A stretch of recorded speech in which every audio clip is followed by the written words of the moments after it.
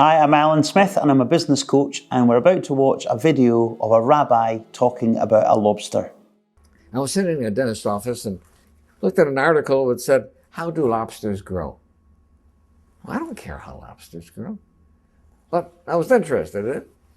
And it points out that a lobster is a soft, mushy animal that lives inside of a rigid shell. That rigid shell does not expand. Well, how can the lobster grow? Well, as the lobster grows, that shell becomes very confining, right? And the lobster feels itself under pressure and uncomfortable.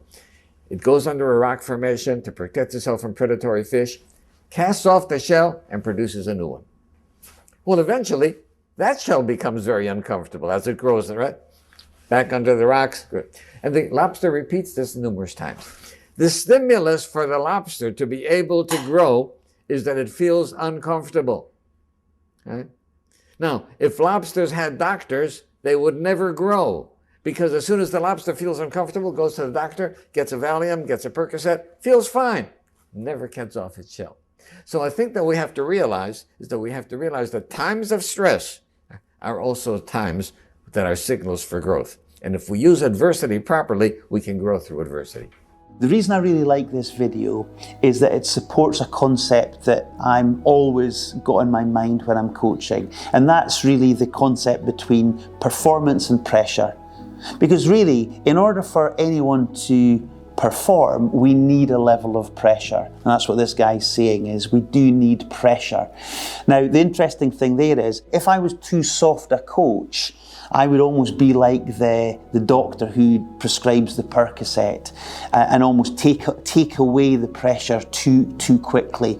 So this concept here really talks about, in order for us to perform, we need a level of pressure. So if you're watching this, the chances are you're going to have a mortgage to pay or rent to pay.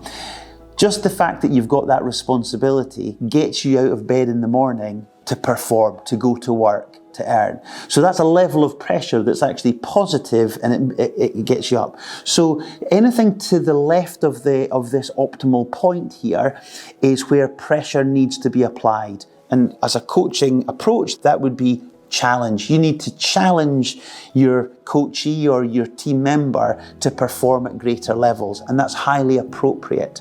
Now, remember, we're trying to get people to that top point of the curve, the optimal point of performance. So what it also means is when you go past that, so when you go to the right of that, then we've got too much pressure potentially, and therefore the act of the coach is then to pull back on the pressure, to lessen the intensity of the job, so that someone can get back up to that high level of performance. So this constant balance between challenging and supporting is really important for the coach to be mindful of. But the interesting thing here is that optimal point is not a static point, because remember, when you've actually grown through a hard time, when you've actually kind of really allowed the pressure to allow you to kind of step up, then the next time you have to face that same scenario, you're much better equipped to deal with it. So actually that curve just grows. So the point of your performance actually improves over time. And you wouldn't have been able to grow if challenge had been sort of quelled too early, or you hadn't been given exposure to challenge. The thing that this video doesn't show is the importance of support as well. And I think that's a key part I would add to this video. We've got to support people, but don't be too easy going on people. Sometimes tough love is important, or it's sometimes you have to be hard.